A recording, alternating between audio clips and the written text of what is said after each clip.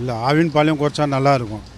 பால் தினமும் யூஸ் பண்ணுற பொருள், இது குறைச்சா நல்லாயிருக்கும். எதுவும் குறையில சார். பாலெல்லாம் அதே ரேட்டில் தான் நாங்கள் கொடுத்து வாங்குகிறோம். வீட்டுக்கு தேவையான பால் பொருட்கள் குறைச்சிருக்காங்க. ஆனால் அதோட இம்பேக்ட் இன்னும் தமிழ்நாட்டை பொறுத்த மட்டும் வந்த மாதிரி தெரியல. பால் குறையும் குறையும் குறையும் கண்டிப்பாக குறைச்சாகும்.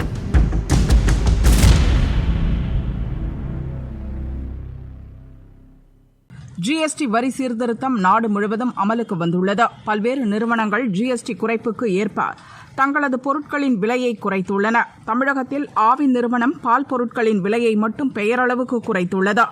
மக்கள் அதிகம் பயன்படுத்தும் பாலின் விலையையும் குறைக்க வேண்டுமென மக்கள் வலியுறுத்தியுள்ளனர். எல்லா ரேட்டும் கம்மியாக இருக்கிறதுனால அந்த ஆவின் நாங்கள் ரொம்ப எதிர்பார்க்குறோம். ஏன்னா அதிகமான முறையில் வாங்குறது கவர்மெண்ட்டை பொறுத்தவரை நம்ம ஆவின் பால் தான் நம்ம வாங்குகிறோம். அதையும் கொஞ்சம் குறைச்சாங்க அப்படின்னு சொன்னாங்கன்னா எல்லாத்துக்கும் கொஞ்சம் நல்லாயிருக்கும். அதான் எல்லாம் ப்ரைவேட் பால் கவர்மெண்ட் பால் அதிகமாக வாங்குறேன். ஆவின் பால் அதிகமாக வரும். ஆவின் பால் தான் வாங்குறேன். அதே குறைஞ்சா நல்லாயிருக்கும்.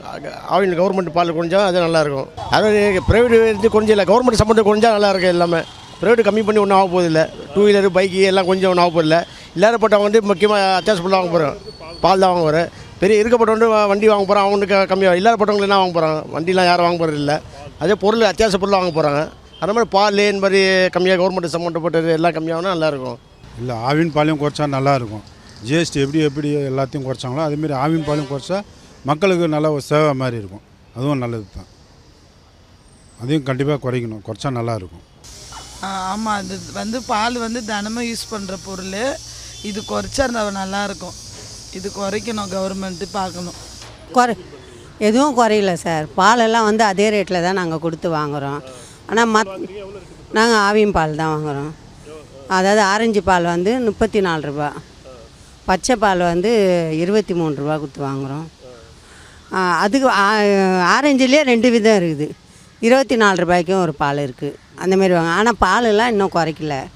எங்களுக்கு குறைச்சி கொடுத்தா இன்னும் நல்லாயிருக்குங்க சார். மெயின் பால் இந்தமாரி ஐட்டம் தான் நாங்கள் வாங்குகிறோம். சின்ன சின்ன ஐட்டம்லாம் ஏழைங்களுக்கு அதுதான் யூஸ் ஆகும். இல்லை கண்டிப்பாக உபயோகமாக தான் இருக்குது. பட் கண்டிப்பாக பண்ணிவிடுவாங்க. அவங்களுக்கு ஒரு மேட்ரு ஆஃப் ஒரு டைம் தான். அது அவங்களுக்கு வேறு வழியில் பண்ணி தானே ஆகணும். ஸோ அது எப்போ வேணால் எதிர்பார்க்கலாம். இதனால் உங்களுக்கு என்ன பலன் சொல்லுங்கள்? அதாவது கண்டிப்பாக ஆட்டோமேட்டிக் விலை குறைய தானே செய்யும். எல்லாத்தையும் பிறகு மக்களுக்கு நன்மை தானே எல்லாமே. உங்களுக்கு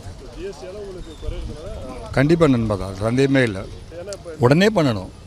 ஜிஎஸ்டி உடனே குறைச்சாச்சு இல்லை, வாங்குறப்ப உடனே வாங்கணும்ல, அதே மாதிரி இது உடனே குறைச்சி தான் ஆகணும். அதை நல்லது, மக்களுக்கு பொது மக்களுக்கு நன்மை இருக்கும். இதுக்கு இம்ப்ளிமெண்ட் பண்ணுறது இம்மிடியேட்டாக பண்ணுறது நல்லது. உங்களுக்கு இது ஜிஎஸ்டி குறைச்சதை நீங்கள் எப்படி பார்க்குறீங்க? நல்ல ஸ்கீம், இது நல்ல ஐடியா தான். பாராட்டுக்க வேண்டியது. ரொம்ப ரொம்ப நல்லாயிருக்கும். ஆமாம் ஆமாம். ஏன்னா நான் இந்த ரெட் கலர் வாங்குகிறேன். அது red colour only card holders மட்டும் தான் கொடுக்குறாங்க. ஆனால் வெளியே மார்க்கெட்டில் கிடைக்கிறதில்ல. அது வெளியே ஜாஸ்தியாக விற்கிறாங்க, 30 ரூபா விற்கிறாங்க. அது குறைச்சா ரொம்ப நல்லாயிருக்கும். கரெக்டாக மத்திய அரசு ஜிஎஸ்டியை குறைச்சிருக்கு தான். எலக்ட்ரானிக் பொருட்கள் நம்ம எப்போ பாரு வாங்க மாட்டோம். பட் ஏற்கனவே வாங்கினது ஏதாவது வாங்கணும் அப்படின்னா அது நிச்சயமாக ஒரு நல்ல விஷயந்தான் இவங்க குறைச்சது. Day to day life, daily நமக்கு டெய்லி நீட்ஸ் வீட்டுக்கு தேவையான பால் பொருட்கள் குறைச்சிருக்காங்க. ஆனால் அதோட இம்பேக்ட் இன்னும் தமிழ்நாட்டை பொறுத்த மட்டும் வந்த மாதிரி தெரியல. எங்களுக்கு டெய்லி தான் ஆவின் காஃபி சாப்பிடாத வீடு கிடையாது. ஸோ டெய்லி தேவையாக இருக்கிற ஒரு விஷயம் இன்னும் அதோட மத்திய அரசு அந்த பயன்பாடு இன்னும் மக்களுக்கு ரீச் அடையலை அப்படின்றது தான் உண்மை. அது வந்தால் நல்லாயிருக்கும் அந்த மாதிரி. ஏன்னா டெய்லியே நம்மள தேவையான ஒரு பொருட்களை மத்திய அரசு ஒரு குறைச்சும் கூட அதை மக்களுக்கு சென்று அடையாமல் இருக்கிறதுன்றது கொஞ்சம் வருத்தமான விஷயமா இருக்குது. ஸோ அது வந்தால் நல்லாயிருக்கும். மத்திய அரசு ஜிஎஸ்டி எல்லா இதுக்கும் நிறைய இதுக்கு குறைச்சிருக்காங்க. அது உடனே எல்லாமே இம்ப்ளிமெண்ட் பண்ணிட்டாங்க. இப்போ ஆவினில் பால் இன்னைக்கு வரைக்கும் குறைக்கலாங்க. அவங்க உடனே பண்ணாக்கா மக்களுக்கு நல்லாயிருக்கும். அது ஏன்னா அத்தியாவசிய பொருள், அன்றாடம் வாங்கிய பொருள், அதனுடைய நல்லா எல்லா மக்களுக்கும் ரொம்ப பயன்பெற நல்லா போடுவாங்க. அதனால் உடனே குறைச்சா நல்லாயிருக்கும். நாங்கள் அவ்வளோவே இருக்கல. என்ன ரெடியூஸ் பண்ணணும்னு சொல்லியிருக்காங்களோ அதை கண்டிப்பாக இம்ப்ளிமெண்ட் பண்ணி ஆகணும். பண்ணாது அவங்க மிஸ்டேக். அதுக்கு என்ன பண்ணுறது? அவங்க பண்ணி தான் ஆகணும். ஸ்டேட் கவர்மெண்ட் இல்லை, காலதாமம் இல்லை, அவங்க பண்ணுறது இம்மீடியட்டாக பண்ணணும். அதுதான் எதிர்பார்க்குறோம். We expect only immediate implementation, அவ்வளோதான். இவங்க எல்லாமே வந்து ஜிஎஸ்டி வந்து சென்ட்ரல் கவர்மெண்ட் கை காமிச்சுனே இருக்காங்க. They are Poynting only fingers to central government. அது கிடையவே கிடையாது, தப்பு தான் அது. இவங்க பண்ண வேண்டியது இம்ப்ளிமெண்ட் பண்ணி ஆகணும், அவ்வளோதான். சும்மா there is no use in pointing the fingers to central government. அனைவருக்கும் வணக்கம். இப்போ இந்த ஜிஎஸ்டி மாற்றம் வந்து மக்களுக்கு நிறைய உபயோகமானதாக இருக்குது அப்படின்னு நம்புகிறோம். ஆனால் வந்து இப்போ கார் விலை அந்த மாதிரியெல்லாம் ஜிஎஸ்டி கம்மியாக இருக்குது. இது ஆடம்பர பொருள் தான் இல்லைங்களா? வாழ்க்கை தரத்தில் மேல்தட்டு மக்களுக்கு இது பயன்படுது. இப்போ அடித்தட்டு மக்கள்லேருந்து அனைத்து மக்களும் உபயோகப்படுத்தக்கூடிய அத்தியாவசிய பொருளான பால், அதனுடைய விலை இன்னும் கம்மியாகலை. அதுவும் கம்மியாயிடுச்சுன்னா கட்டாயமாக இந்த ஜிஎஸ்டி வந்து நன்மை பயக்கும் அப்படிங்கிறது ஒத்துக்கிறோம். காலதாமதம் படுத்துறது மக்களுக்கு ரொம்ப சிரமமாக தான் இருக்குது. அது இப்போ சென்ட்ரல் கவர்மெண்ட் கொடுத்தா உடனடியாக அந்த மாற்றம் வரணும் இல்லையா, வந்திருக்கணும் இல்லையா? இன்னும் வரலைங்கிறது வந்து சங்கடத்தை தான் உருவாக்குது. சீக்கிரம் வரும் அப்படிங்கிற ஒரு நம்பிக்கையில் பேசலாம். விற்கிற பொருளுக்கு தான் ஜிஎஸ்டி குறைச்சிருக்காங்க, மூலப்பொருளுக்கு குறைச்சாங்களா இல்லையான்னு தெரியல.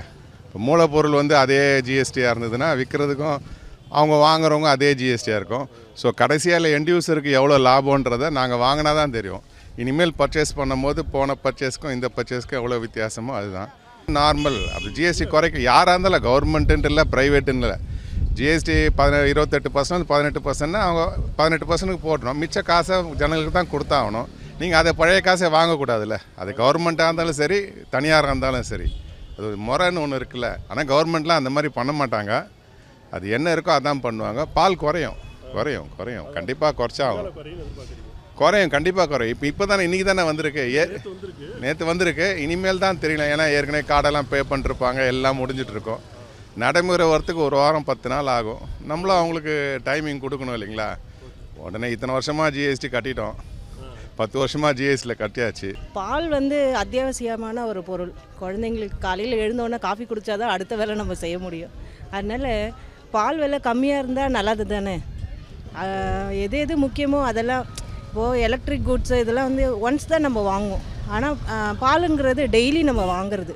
அதனால் அது குறைஞ்சா நல்லது. அது எப்படி பார்க்குறதுன்னா, அவங்கவுங்களுக்கு தேவையானது தான் அவங்கவுங்க செஞ்சுக்கிறாங்களே தவிர பப்ளிக்கு என்ன தேவைன்றதை யாரும் யோசிக்க மாட்டேங்கிறாங்க. ஹையர் லெவலில் இருக்கவங்க அவங்களுக்கு அது பெருசாக தெரியாது. இப்போது லோ கிரேட்னால் ரொம்ப லோ கிரேடாக இருந்துடலாம். ஆனால் மிடில் கிளாஸில் இருக்கிறவங்களுக்கு அது ரொம்ப கஷ்டம். இப்படியும் போக முடியல, அப்படியும் போக முடியல.